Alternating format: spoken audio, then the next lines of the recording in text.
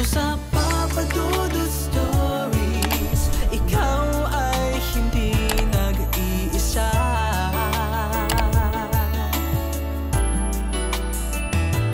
Dito sa Papa Dudut Stories, may nagmamahal sa'yo. Papa Dudut Stories, Papa Dudut Stories. Dear Papa Dudut, sa lahat po ng mga nakatutok ngayon, huwag pong kalimutan mag-like, mag-share at mag-subscribe. Maraming salamat po sa inyong lahat.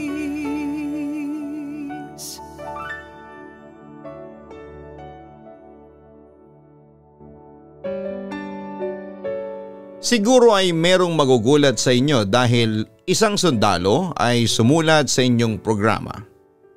Sa katunayan nga, kapag naririto ako sa Maynila ay nakikinig talaga ako ng programa mo sa radyo. At sa Papa Dudut YouTube channel naman, kahit nasaan ako. Yung asawa ko nga ay isa ninyong masugid na taga-subaybay. At madalas nga niyang ikwento sa akin ang mga istoryang napapakinggan niya. Samantala dahil na rin sa asawa ko kaya ako napasulat dito. Ayos lang sa kanya kahit ano pang ibahagi kong kwento. Basta gusto lang daw niyang marinig na binabasa mo ang pangalan ko. Samantala nangako naman sa akin ng asawa ko na siya mismo ang magpapadala ng sulat sa inyo sa pamamagitan ng express mail. Kaya heto, sinimulan ko ng sumulat. Papa Dudut, pagpasensyahan nyo na po pala ang sulat kabay ko. Ginawa ko pa rin naman ang lahat para maintindihan ng sino bang magbabasa nito. Siya nga pala, ako si Cloyd De Los Santos. Kasalukuyan akong naglilingkod sa bayan bilang sundalo. Simula nung mamatay ang sundalo kong ama. Noong bata ako ay pinangarap ko ng maging katulad niya. Gusto ko kasing maging bayaning tulad ng ama ko. Siyempre noong una ay tumutol ang nanay ko sa pagpasok ko sa Philippine Military Academy dahil nga sa kaisa-isa lang niya akong anak. Pero desidido talaga ako noon na sundan ang yapak ng ama ko. Sa huli ay sinuportahan ako ng aking ina hanggang sa makapagtapos ako noong taong 2004. Walang selebrasyong naganap noon sa aming pamilya dahil agad akong na-assign at na-destino sa Mindanao para makipaglaban sa mga rebelde doon. Cloyd, anak, mamimiss kita, wika ng aking ina sa akin. O inay, wag na po kayong malungkot, sabi ko sa kanya. Agad ko namang niyakap ang aking ina para maibsan ang kanyang lungkot na nararamdaman. Hindi ko maiwasan anak. Paano ba naman kasi madidestino ka na naman sa malayo. Doon pa sa lugar na magulo. Hindi na naman ako makakatulog niyan sa sobrang pag-aalala ko sa iyo. Dagdag pa ng aking ina. Halatang labis siyang nangangamba para sa aking kaligtasan. Inay, huwag po kayong mag-alala sa akin. Iingatan ko po ang sarili ko pagdating ko po doon. Hindi po ako pababayaan ng Diyos. Sabi ko naman. Sinubukan kong pakalmahin si mama. Ngunit ilang saglit lamang ay napansin kong umiiyak na si mama. Anak, bakit pa kasi nagsundalo ka?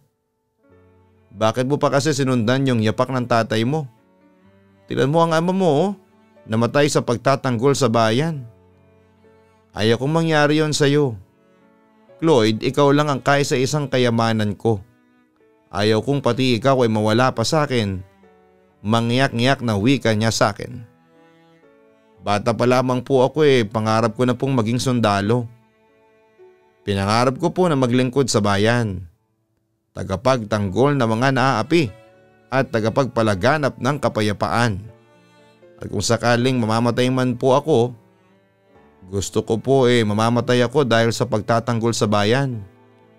Nang sa ganun may silbi po ang pagkamatay ko. Paliwanag ko naman sa kanya. Pero hindi ko maalis kay mama ang matakot sa pinili kong landas.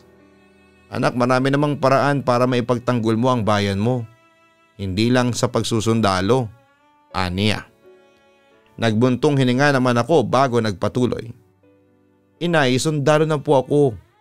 Panininigan ko na po ito. Sa puntong yon ay lumapit sa akin si mama at niyakap niya ako ng mahigpit. Basta ipangako mo sa akin ha. Nababalik ang buhay, ang sabi niya sa akin. Opo inay, pinapangako ko po yan sa inyo. Babalik po ako dito ng buhay at buong buo. Pangako ko sa kanya.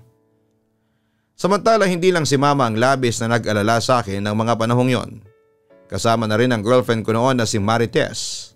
High school pa lamang ako ay siya na ang minahal at pinangarap kong maging asawa at katuwang sa buhay. At siya rin ang naging inspirasyon ko para makapagtapos ako ng pag-aaral at maging isang tagapagtanggol ng bayan. Lloyd, ayaw kong mawala ka sa akin. Mahal na mahal kita. Halos maiyak na sabi ni Marites sa akin. Ikaw naman, hindi naman ako mawawala ng matagal. 6 months lang ako doon, sabi ko sa kanya. Hoping na maging kampante na siya. 6 months? Nilalang mo lang ang 6 na buwan? Lloyd, isang araw pa lang na hindi kita makita sobra na ako nag-aalala sa iyo. 6 months pa kaya? Naibulalas niya. Nung una papadudot ay buo ang suporta ni Marites sa akin sa pagsusundalo ko. Ngunit nang makagraduate ako at malaman niyang ipambabala agad ako sa matinding kaguluhan noon sa Mindanao, ay parang natakot na siya. Palagi niyang sinasabi sa akin na kung pwede sa malapit lamang ako madestino para madali akong makauwi. Pero ang buong sandatahang lakas na ang nagdesisyon na Mindanao ang una kong assignment bilang sundalo. Ano pa bang magagawa ko? Alangan namang pigilan pa kita. Basta Lloyd, katulad ng dati ha. Huwag kang makakalimot sa akin. Palagi mo akong tatawagan. Wika na lamang ni Marites sa akin. Samantala bago ang nakatakdang pag-alis papunta ng Mindanao, ay nagpa siya akong gumawa ng isang souvenir para sa aking girlfriend. Isang malinis na panyong puti na may bordang Lloyd loves Marites forever. Alam mo bang ako ang nagborda niyan? Pagmamalaki ko pagkatapos kong ibigay kay Marites ang panyo. Natuwa at na-amaze naman si Marites. Hindi siya makapaniwala. Siguro na ang isang sundalong tulad ko ay mahilig sa mga gawaing pambabae tulad ng pagbuborda at paggaganchilyo. Kahit na matika sa sundalo ako marunong din ako sa mga gawaing pambabae. Sina yung madalas na magturo sa akin noon. Siya nga pala, totoo ang sinasabi ng panyong yan ha. Na mahal kita at forever na yon.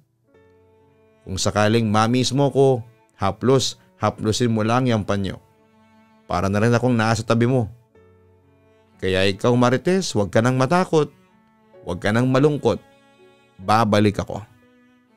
Yun nga lang sana'y hintayin mo ko, sabi ko sa aking girlfriend. Ngumiti naman sa akin si Marites at niyakap ako ng mahigpit bago ako umalis. Oo Lloyd, hihintayin kita. Pangako. Yun ang huling salitang binitawan niya bago ako tuluyang tumungo ng Mindanao para sa aking unang misyon bilang sundalo. Papadudot pangkaraniwan na ang ganong eksena sa amin sa tuwing madidestino ako sa malayong lugar. Umiiyak palagi ang aking ina at ang girlfriend ko noon na si Marites. Masakit man para sa akin na iwanan sila pero wala akong mapagpilian.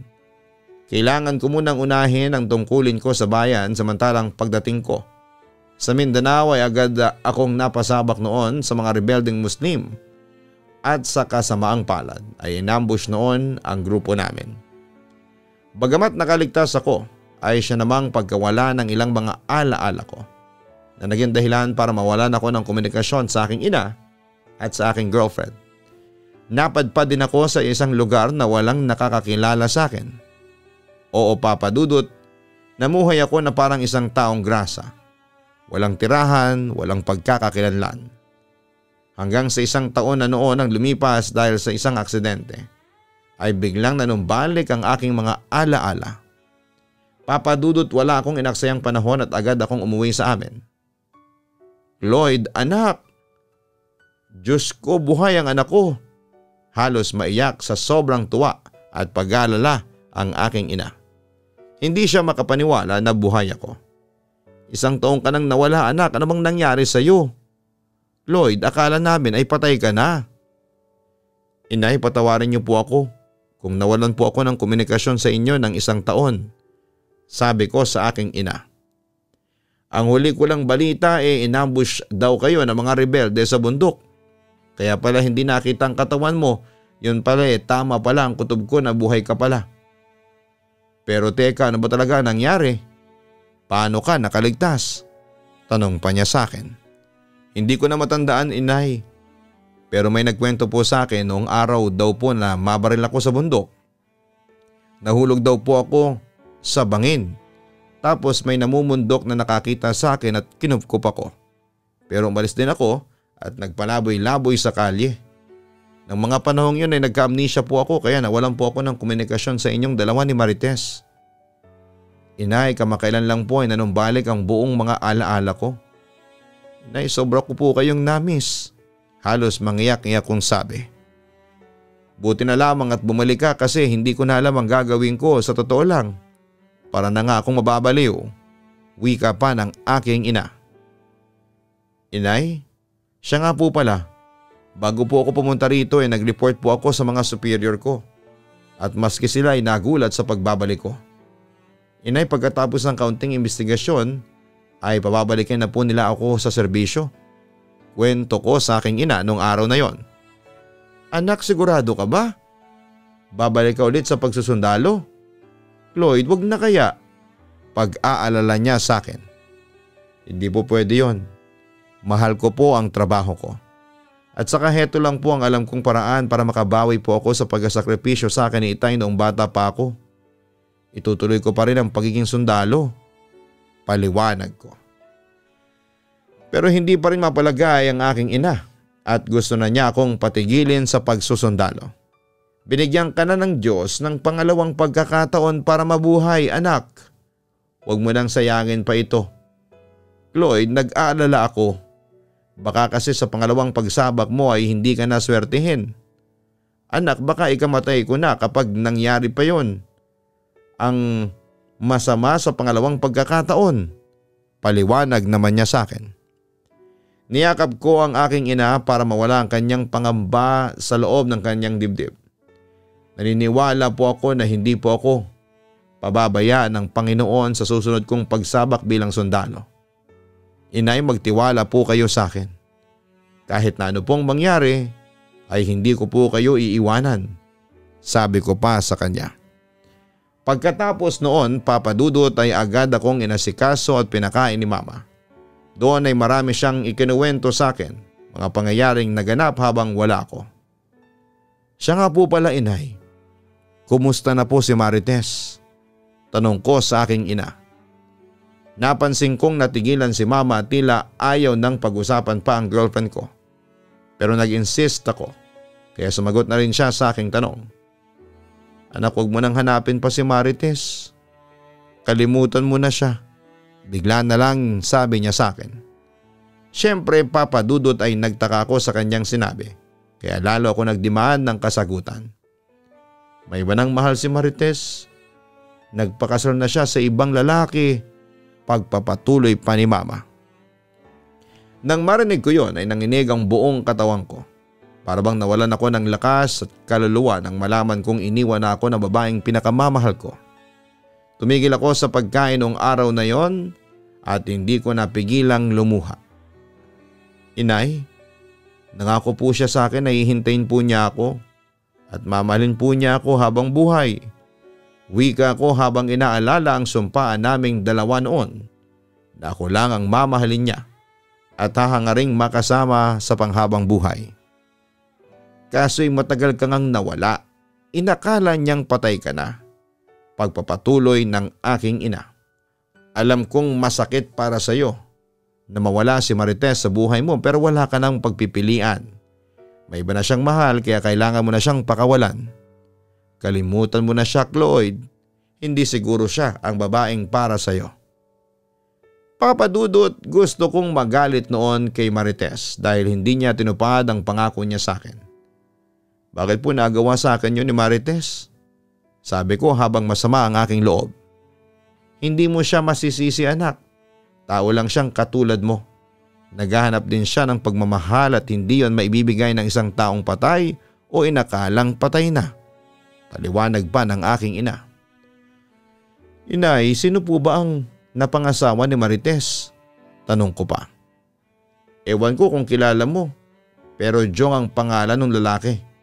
Kamakailan lang sila ikinasal. Sayang at hindi ka umabot, pero ganun talaga anak. Sa buhay ay hindi mo talaga maiiwasan na matalo ka, pero kung magpapakatatag ka, magtatagumpay ka at magiging masaya ka pa rin sa buhay mo. Lloyd, huwag ka nang umiyak. Huwag mo nang damdamin pa yon. Yun ang kwento sa akin ng aking ina. Sa puntong yon, Papa Dudut, ay napaluhana ako ng tuluyan. Gusto kong sisihin ang tadhana kung bakit nangyari sa akin ang masalimuot na pangyayaring yon. Pero sa huli ay na-realize ko na lamang na magsasayang lamang ako ng panahon. Ay wala akong pagpipilian kundi ang mag-move on na lamang at tanggapin ang katotohanan. Oo, pinilit kong tanggapin ang lahat, Papa Dudut, pero kahit na anong klaseng gawin kong paglimot ay hindi ko magawa. Dahil parang tinutusok ng kutsilyo ang puso ko sa tuwing naiisip ko si Marites, kapiling ang ibang lalaki. Samantala 1 linggo ang lumipas simula nang bumalik ako kay mama ay nag-decide akong puntahan si Marites sa bahay kung saan ay namamasukan siya bilang kasambahay. At doon ay nanlaki ang mata niya pagkakita sa akin. Hindi siya makapaniwala na buhay ako. Ano ba nangyari sa iyo, ha, Lloyd?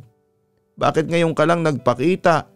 Bakit bigla ka na lang nawala noon? Tanong niya sa akin. Pero hindi ko yun nasagot at sa halip ay iba ang aking sinabi. Kumusta ka na? Sigurado ako na masaya ka na sa buhay mo ngayon. Yun ang sabi ko sa kanya. Lloyd, nahihiya at nakukonsensyang wika ni Marites. Akala ko ba hihintayin mo ako? Diretsang tanong ko sa kanya. Hinintay naman kita kaso'y nawalan na rin ako ng pag-asa. Kasi hindi ko na noon alam kung buhay ka pa o patay na. Sa humigit kumulang 1 taong pagkawala mo ay araw-araw kitang naaalala. Palagi akong umiiyak kapag naiisip kita. Madalas ko ngang ipagdasal noon sa Diyos na sana'y buhay ka pa. Kaso'y naisip ko na baka naghihintay lamang ako sa wala. Inakala ko na baka patay ka na. Si Jong siya ang tumulong sa akin sa mga oras na umiiyak ako dahil sa iyo. Siyang naging kasama ko sa tuwing nawawalan ako ng pag-asa na makita ko pang buhay ka. Hindi ko sinasadyang mahulog ang loob ko sa kanya, Lloyd. Paliwanag ni Marites sa akin. Nakaramdam naman ako ng kirot sa puso ko pagkarinig sa sinabing yun ni Marites. Hindi mo lang alam kung gaano ako nasasaktan ngayon sa ginawa mo sa akin. Umasa ako na hihintayin mo ako.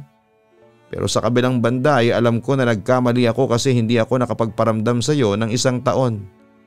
Kung alam mo lang, Marites, kung ano ang pinagdaanan ko. Ano ba kasi ang nangyari sa iyo, ha, Lloyd? Nagdemand siya ng kasagutan sa akin. At yun nga, Papa Dudut, ikinuwento ko sa kanya ang buong detalye. Kaya ako nawala ng mahigit 1 taon. Maniwala ka sa akin, Marites. Naiiyak kong wika sa kanya. Naniniwala naman ako sa iyo kaso Lloyd nanghihinayang ako. Wika naman niya. Mahal pa rin kasi kita hanggang ngayon. Pag-amin pa niya sa akin.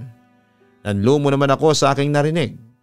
Kung mahal mo talaga ako ay hindi ka muna magpapakasal sa iba. Nagpakasal ako kay Jong kasi gusto kong makalimot. Ginawa ko siyang panakip butas. Gusto ko kasing mabaling ang atensyon ko sa iba nang sa ganon ay hindi na ako masaktan pa. Nagbabaka sakali ako na baka sa pagpapakasal ko kay Jong ay magbalik ang saya sa buhay ko. Kaso alam mo ba, Lloyd, nagkamali ako. Kasi kahit na anong gawin kong pilit na pagmamahal sa asawa ko ay hindi ko magawa kasi ikaw ang mahal ko. Pagtatapat pa niya sa akin. Kung mahal mo talaga ako, mararamdaman mo na buhay pa ako. Hirit ko pa sa kanya. Yun nga nararamdaman kong buhay ka pa pero sumuko na rin ako sa pag-aakalang kinalimutan mo na ako. Baka kasi nakita mo na sa iba yung kasiyahan mo. Aniya. Ikaw lang ang kasiyahan ko, Marites. Alam mo yan. Sa oras na yon ay umiyak na sa harapan ko si Marites. Gulong-gulo na noon ang isipan ko. Kaya nagkamali ako sa pagdedesisyon. Kaya heto, pinagsisisihan ko na ang lahat. Paliwanag niya sa akin. Kahit masakit sa akin, sige, tatanggapin ko na ang katotohanan. Siguro hanggang dito na lamang tayo. Sana'y maging masaya kayo ni Jong sa isa't isa. Yun na ang huli kong sinabi sa kanya bago ako umalis at iniwan si Marites na umiiyak at nagsisisi. Papadudot, masakit man sa akin nang pakawalan si Marites, ay kailangan ko siyang gawin. Unay, ayaw ko kasing magdulot pa ng kaguluhan sa relasyon ni Marites sa asawa niya. Pangalawa ay naisip ko na kung hindi ko pakakawalan si Marites ay masasaktan lamang ako. At kahit na ano pa ang gawin ko ay hindi na siya kailanman magiging akin. Papadudot, sinubukan kong kalimutan si Marites. Tinuon ko na lamang ang pansin ko sa trabaho at sa misyon ko bilang isang sundalo. Pero kahit na anong gawin ko noon ay hindi ko makalimutan si Marites. Hindi ko siya kayang layuan dahil kapag ginagawa ko yon, Papadudot, ay parang hindi ako mapakali. Para bang hindi ako komportable ng mga oras na yon kapag hindi ko siya nakikita o nakakausap. Hindi ko alam kung bakit ganon.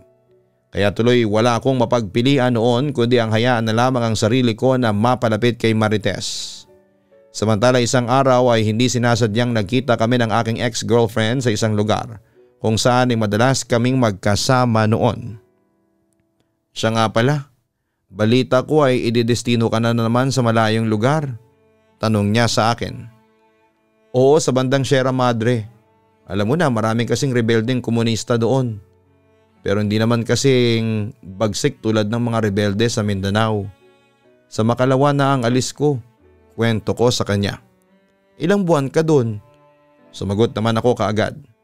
Hindi ko alam basta siguro yung mga 6 na buwan o higit pa. Sagot ko. Siya nga pala, kumusta ka na? Nakita kong naging malungkot ang mukha ni Marites. Iwalay na kami ni Jong. Kwento niya sa akin. Sumama na siya sa kabit niya. Siyempre nasaktan din ako noong una, pero madali ko rin yung natanggap. Kasi hindi mo naman minahal talaga ang asawa mo. Pabulong kong wika. Hindi naman sa hindi ko minahal, pero alam mo yon, hindi naman siya naging mabuting asawa sa akin. Kung sa bagay, hindi nga rin pala ako naging mabuting asawa sa kanya. Sagot niya sa akin.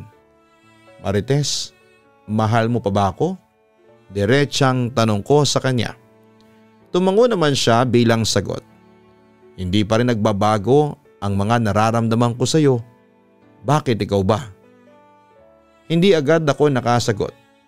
Inulit tuloy niya ang tanong niya sa akin. Kaya nagdesisyon na akong aminin ko sa kanya ang katotohanan. Oo, mahal pa rin kita. Pero sa ngayon masaya na ako sa ganitong sitwasyon natin na magkaibigan tayong dalawa. Pero kung sakaling mabigyan ng pangalawang pagkakataon ay tatanggapin mo ba? Seryosong tanong niya sa akin. Oo, bakit naman hindi? Tugon ko. Pagkatapos noon ay pinakita sa akin ni Marites ang panyong ibinigay ko sa kanya noon. Napansin kong naluma na ito pero buo pa rin ang borda. Maluluma talaga yan kasi madalas ko yang gamitin. Kahit nung may asawa na ako. Madalas ko yang kasakasama saan man ako magpunta. Sabi pa ni Marites sa akin. Salamat Marites. Salamat kasi tinago mo pa rin ito. Napangiti siya sa aking sinabi. Iningatan ko talaga yan. Kapag nakikita ko kasi yan at nahahawakan ay gumagaan talaga ang pakiramdam ko. Kapag nasa akin yan, pakiramdam ko ay kasakasama kita palagi. Kwento niya sa akin, Papadudot. Mag-ingat ka doon, Cloyd ha. Balikan mo ko. Tumango naman ako bilang sagot. Papadudot, muli akong umalis noon at nadestino sa Isabela. Pero habang naroroon ako ay si Marites ang palaging nasa isipan ko. Hindi ako makatulog noon hanggat hindi ko siya natatawagan at nakakausap. Kaya nung umuwi ako ay si Marites agad ang pinuntahan ko. At yun na rin ang pagkakataon para magkabalikan kaming dalawa. Oo Papa Dudut, nagkaroon kami ng relasyon at sa pagkakataong yun ay hindi napigil ang mga nararamdaman namin. Samantala 2009 dahil na rin siguro sa pagsuporta ni Marites sa mga kapatid at magulang niya kaya nag-decide siyang mag-ibang bansa isang araw. Cloyd, ipangako mo sa akin na mag-iingat ka rin doon sa Maguindanao. Huwag mong kakalimutang magdasal sa Diyos. Huwag kang mag-alala, ipagdarasal din kita na sana'y ingatan ka niya roon.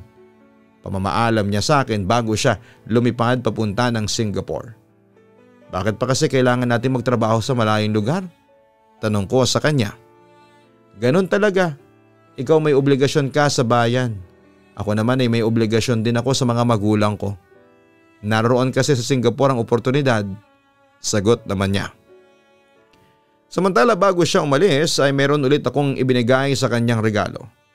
Nang buksan niya yon ay nakita ko sa kanyang muka ang labis na kasiyahan. Ako mismo ang nagborda niya noong nasa Isabela ako. Tawa nga ng tawa yung mga kasama ko sa barracks. Kasi kapag pahinga nagbuborda ako. Bagay daw akong house husband. Pero kahit na inaasar nila ako tinuloy ko pa rin yan. Kaya ayan ang kinalabasan ano. Maganda ba? Nagustuhan mo ba? Tanong ko pa sa kanya. Oo naman, nagustuhan ko. Ang ganda ng pagkakaborda mo. Yung kulay tapos yung pangalan ko pulidong pulido. Akalain mong babae ang gumawa. Natutuwang wika niya. Marites, habang naroon ka sa Singapore ingatan mo yan ha. Yan ang magpapaalala sa iyo na mahal kita. Para na rin akong naroon kasama mo. Sabi ko pa sa kanya. Marites, may sasabihin pa ako sa iyo. Bago ka sana umalis, sana'y maging tayo na ulit. Teka, hindi ba tayo pa rin hanggang ngayon? Matagal na tayo, hindi ba? Gusto ko kasing maging formal na yung relasyon natin. Sabi ko naman sa kanya. Sige tayo ng dalawa. Magnobyo't nobya ulit tayo. Wika ni Marites na siya kong kinatuwa ng labis. Basta ipangako mo lang sa akin Cloyd na hihintayin mo ko sa pagbabalik ko. Oo naman, hihintayin kita pangako yan. Yun ang huli kong binitawang mga salita sa kanya. Papa Dudut, gustuhin ko mang ihatid si Marites hanggang airport pero noong araw din na yon, ang nakatakda kong pag-alis papunta sa destino. Kaya hanggang sa bus station ko na lamang siya na ihatid noon. Samantala pagkalis ni Marites ay unti-unti na siyang nawala ng komunikasyon sa akin. Siyempre masakit yon para sa akin pero tiniis ko ang lahat dahil mahal na mahal ko si Marites. At gusto kong isalba ang relasyon namin. Pero Papa Dudut, sinubok ng tadhana ang relasyon namin. Isang taon simula nang umalis si Marites ay nakilala ko si Ana, isang guro sa Sharif Agwak. Sa hindi malamang kadahilanan ay madaling nahulog ang loob namin sa isa't isa. Hanggang sa isang araw ay naging kaming dalawa na nga ni Ana. Nang mga panahon na yon ay unti-unti nang nawala ang pagmamahal ko kay Marites. At pagkaraan pa ng isang taon ay tuluyan nang nawala ang pagmamahal ko dahil pinakasalan ko na noon si Ana. Papa Dudut, pagkapakasal ko kay Ana ay siya namang pakikipaghiwalay ko kay Marites sa pamamagitan ng chat. At tulad ng inaasahan ay hindi naging madali kay Marites natanggapin ang lahat. Samantala noon lang August 25 ay isang pangyayari ang hindi ko inaasahang magaganap. Nagkakasiyahan kami ni Mama at Ana sa bahay nang biglang dumating si Marites. Siyempre nagulat kami. Lalo na ako. Nagpasya naman akong kausapin ang ex-girlfriend ko sa labas at doon niya ibinuhos ang kanyang sama ng loob sa akin. Akala ko ba hihintayin mo ko? Akala ko ba mahal mo ko? Bakit mo ginawa sa akin to? Alam mo ba noong araw na nakipaghiwalay ka sa akin sa chat, hindi ko alam kung ano ang gagawin ko.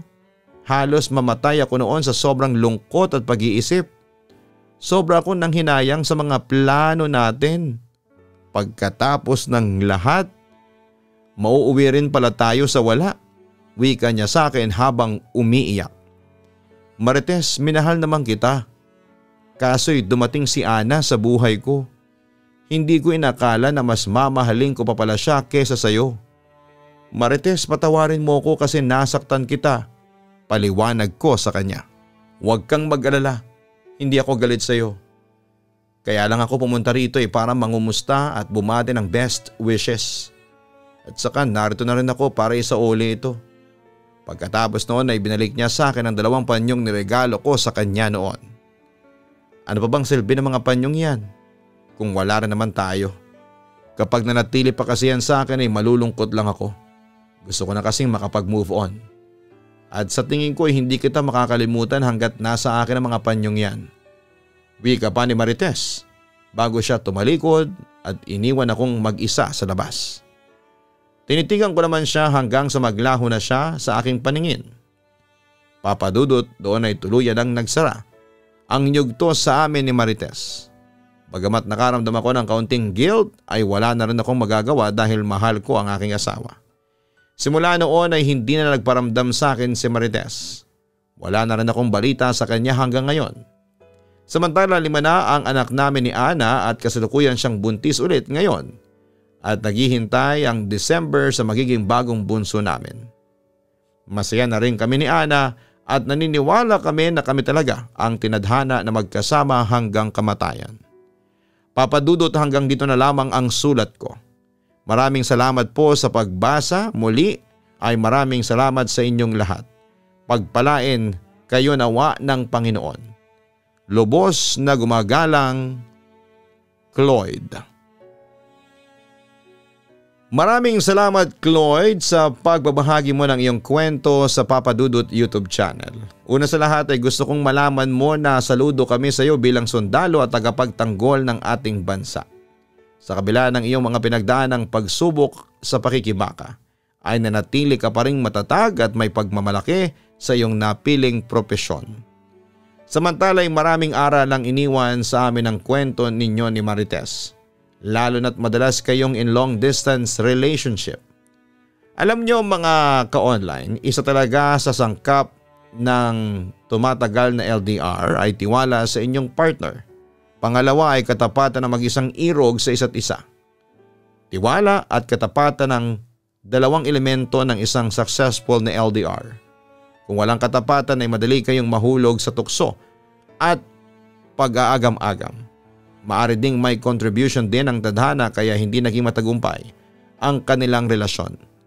Gayunpaman ay hindi man sila nagtagumpay, at least ay naging masaya na rin ang buhay ni Cloyd.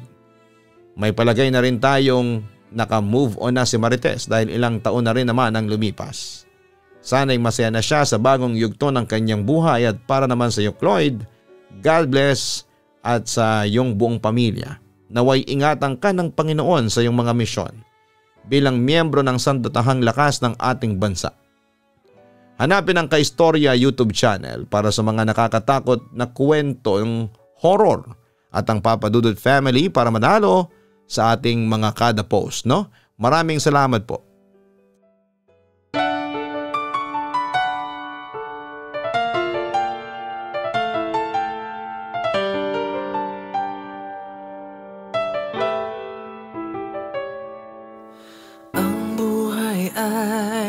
Mahiwaga, laging may lungkot at saya. Sa Papa Dudut Stories, laging may karamay ka.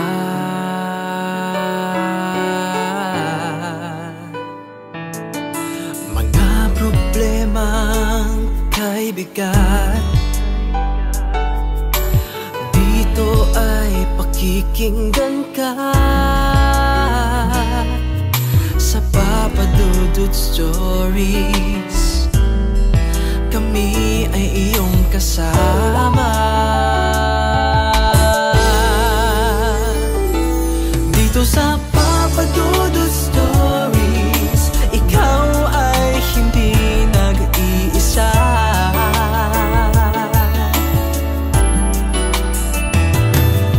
Sa Papa Dudut Stories, may nagmamahal sa'yo. Papa Dudut Stories, Papa Dudut Stories,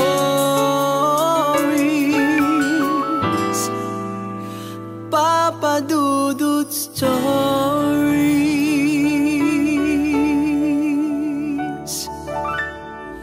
sa